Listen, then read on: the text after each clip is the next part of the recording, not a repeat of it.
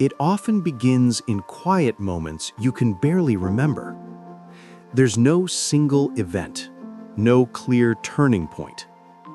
Somewhere in your childhood, you learned that peace had to be earned, that affection came with conditions, that love was something you won by being good enough. Maybe it came from the disappointment in a parent's eyes or the silent withdrawal that followed your mistakes. You didn't learn the rules of love, only the consequences of breaking them. So you adjusted. You softened your voice.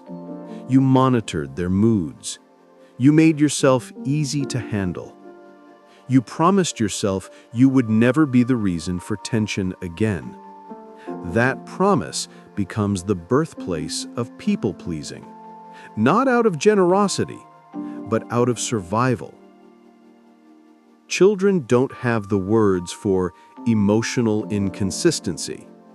They only understand comfort and fear.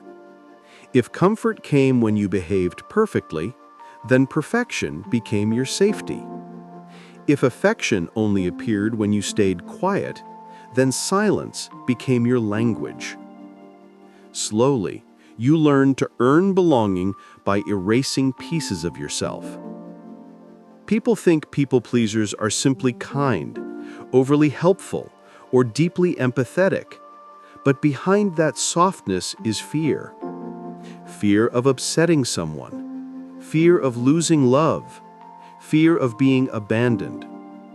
You bend yourself into shapes that feel less and less like you. You force a smile when you're hurt. You say yes when you're overwhelmed. You apologize just to keep the peace. Every time you do, you drift further from your own truth. Your nervous system remembers those early lessons. Every scolding taught you to shrink. Every tense moment taught you to stay agreeable. Every emotional storm taught you to become the calm. These weren't moments, they were instructions. Your brain wired itself around them. If I want to be safe, I must be easy. If I want love, I must be useful. People-pleasing isn't a flaw. It's a strategy your younger self created to survive, a world that felt unpredictable. But even when you grow up, the old strategy doesn't shut off. Your body still reacts like that same child. Your chest tightens when someone is disappointed in you. Your mind spirals when you imagine conflict. You feel responsible for the emotions in the room, even when they have nothing to do with you. For many people-pleasers, the pattern began with parents who were emotionally inconsistent, affectionate one moment, distant the next. You learned to scan for shift in tone, for storms before they broke. You became a quiet observer, a peacekeeper, a fixer. You adjusted yourself to avoid setting off emotional landmines. Without realizing it, you became the version of yourself that caused the least trouble. But being agreeable has a cost. Over time, you stop recognizing your own wants. Questions like, "What do you need?" or "What do you feel?" become difficult to answer. You've spent so long watching everyone else's emotions that your own feel distant.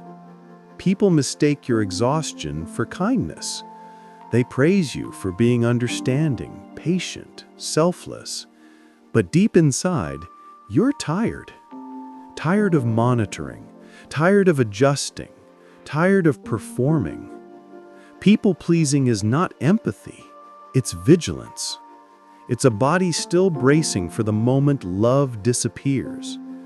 Psychologists call this the fawn response, appeasing to avoid conflict or danger. It becomes second nature. You're agreeable not because you want to be, but because a part of you fears what happens if you're not.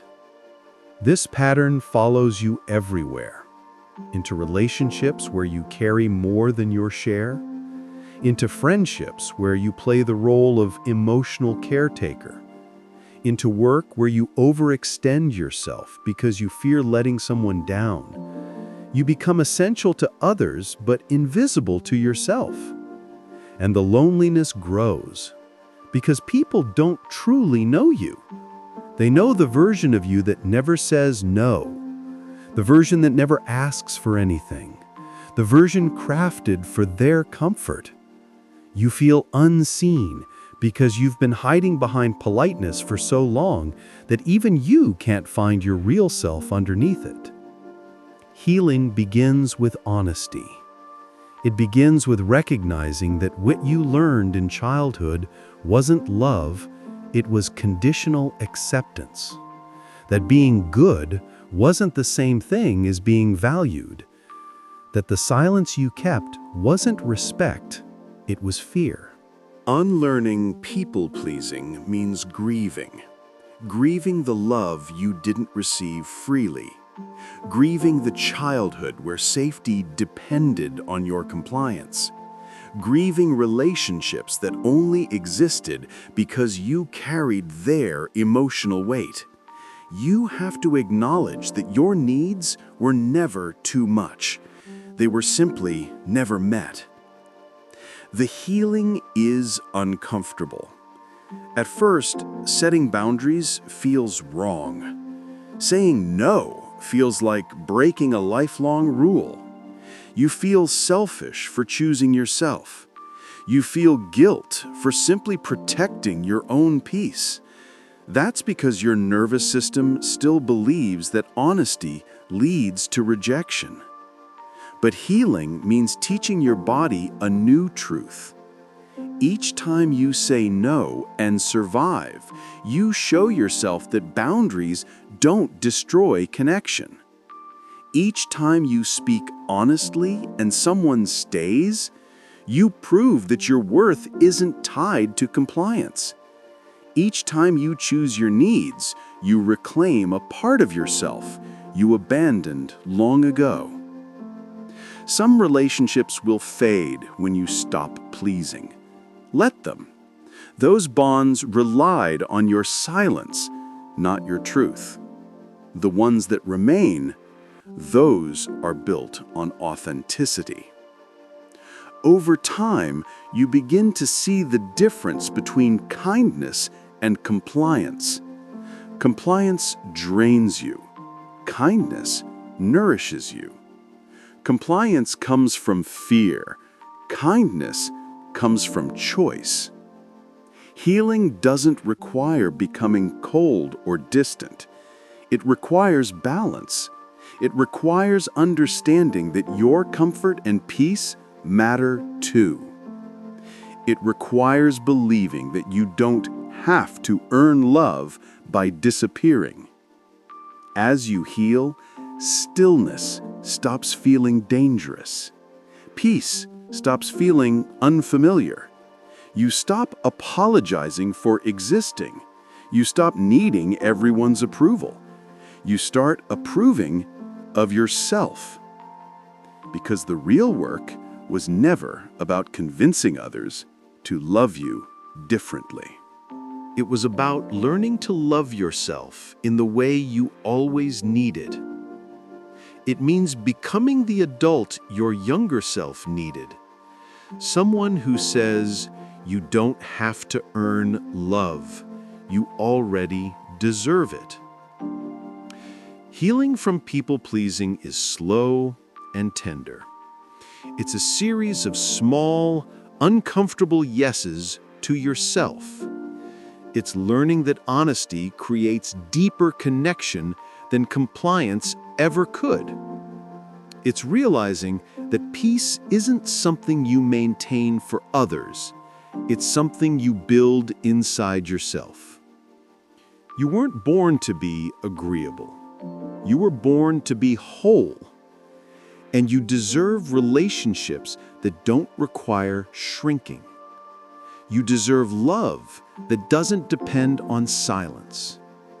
You deserve to reclaim the parts of yourself that fear taught you to hide.